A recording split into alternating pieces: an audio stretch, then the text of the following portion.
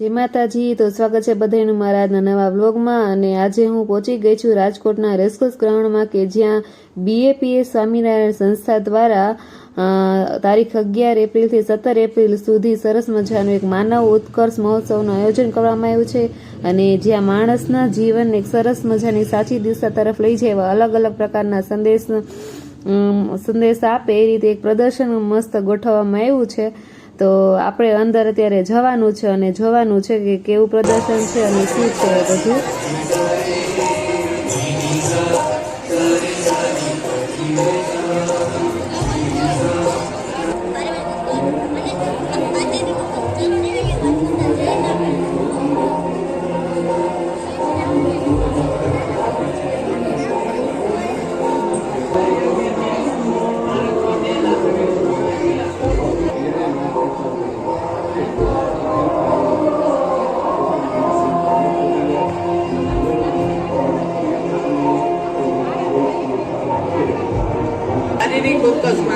હાર્दिक स्वागत है।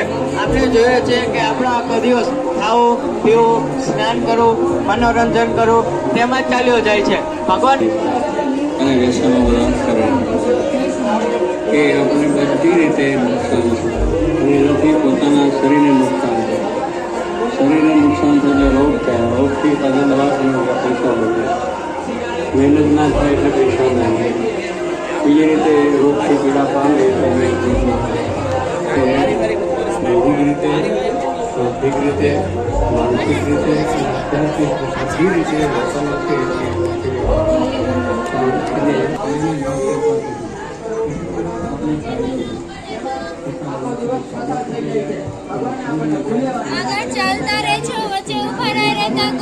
શરીર બળવાન બનાવવા માટે માસા કરવા લાગે છે।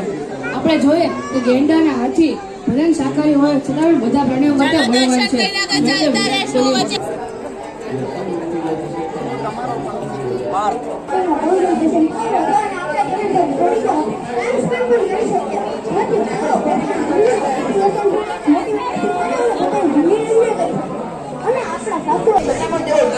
પોતાના પરિવાર સાથે સાંજે જમવાનો સમય કાઢતા હતા।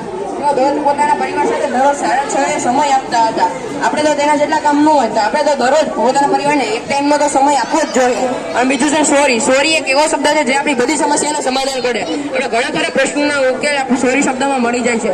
આપણા વર્ષોથી તૂટેલા સંબંધો પણ સોરી શબ્દ વડે 2 મિનિટમાં જોડાઈ જાય છે। આવા સોરી શબ્દને પણ આપણે આપણા જીવનમાં ઉતારવો જોઈએ। અને છે મારો પરિવાર સૌનો પરિવાર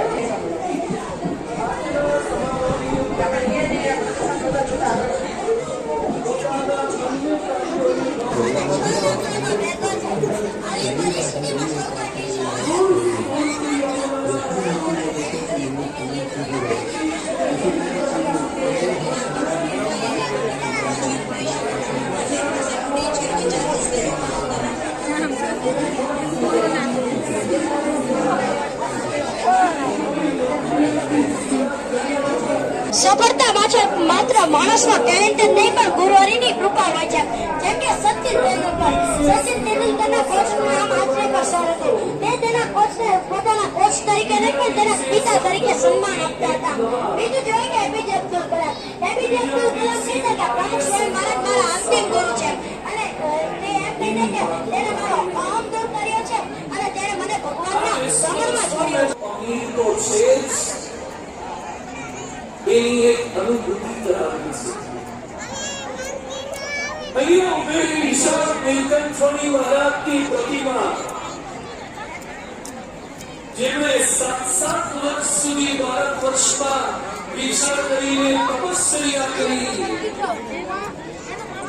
એક પગે ઉભેલી એક તપો મૂર્તિ એ સંયમ મૂર્તિ નીલકંઠોની મહારાજ આ રાજકોટની સંયમ સાહિત્ય ભંડાર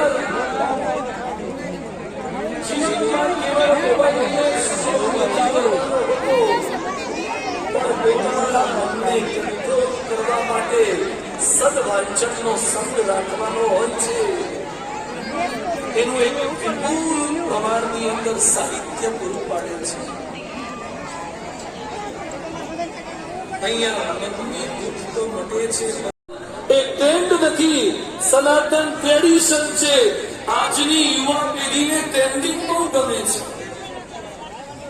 ટ્રેન્ડિંગ તો જતું રહે, પણ ટ્રેડિશન ક્યારે જતી નથી, પરંપરા ક્યારે જતી નથી. કદાચ કપડા થોડા ઘણા બદલાયા, પણ માં ને બેટાના રિશ્તા ક્યારે બદલાતા નથી. ભાઈ ના હાથ ઉપર બેન રાખડી બાંધે, રાખડીનો કલર બદલાયો, રાખડીના દોરા બદલાયા, રાખડીનું material imitation, silver, golden, platinum, tungsten એ બધું આવશે, ડિજિટલ આવશે, પણ રાખડીની પાછળની પરંપરા ક્યારે બદલાતી નથી. એ મારો સનાતન છે, મારો સનાતન છે. અમેરિકામાં રહેલો ભાઈ પણ પોતાના હાથે બહેનની રાખડી બાંધી શકે, એ મારી સનાતનની પરંપરા છે. આ ટ્રેન્ડ આપણને અપડેટ રાખે છે, જ્યારે સનાતન આપણને અપગ્રેડ રાખે છે. અપગ્રેડ રાખે. અપડેટ થવું સહેલું છે, પણ અપગ્રેડ થવું અઘરું છે. સનાતન કોઈ પંથ નથી, સનાતન કોઈ પંથ નથી, પરંતુ સનાતન તો માનવતાની સંહિતા છે. એક જ રસ્તો એવો નથી. સનાતનમાં એન્ટ્રી પણ અનેક છે અને એક્ઝિટ પણ અનેક છે. સનાતન એટલે આકાશ જેવું તત્વ, જેમાં અનેક પક્ષી ઉડી શકે, અનેક કલરના પતંગ ચગી શકે, એને આકાશ કહેવાય. એમ સનાતનમાં અનેક માનીતાઓ સાથે મળીને રહી શકે, એને સનાતન કહેવાય. એક્સક્લુઝિવ નથી, ઇન્ક્લુઝિવ છે, જે દરેકને જોડી શકે છે. જેમ સોનું ગોલ્ડ એ લગડી હોય કે રો હોય, એ મૂળ તત્વ છે. એમાંથી વીટી બને, હાર બને, બંગડી બને. તો દયા રાખવી, કમ્પેશન રાખવું એ ખાલી હિન્દુ માટે છે?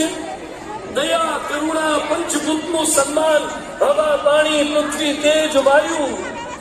સનાતન તો એન્વાયરમેન્ટલ સાયન્સ છે. Environmental science. બીજા લોકોને તો હમણાં ખબર પડી કે પૃથ્વીનું જતન કરવું જોઈએ, જળનું જતન કરવું જોઈએ. આપણા ત્યાં તો પહેલેથી ખબર. આપણા ત્યાં પંચભૂતને પણ એ ભાવનાથી જોતા હતા. અયમ બીજા વ્યક્તિ ગણના લઘુતે ચેતસામ ઉદાર ચરિતાનામ તુ વસુદેવ કુટુંબકમ. સમગ્ર વસુધા, સમગ્ર વિશ્વ એ મારો પરિવાર છે. ટ્રાફિકના નિયમો એ કોઈ સ્પેસિફિક જ્ઞાતિ માટે કે સમાજ માટે નથી હોતા. લાલ લાઈટ હોય એટલે પટેલ, વાણિયા, બામણ જેટલા કઈ હોય ને એ બધાએ ફોલો કરવાની જ હોય.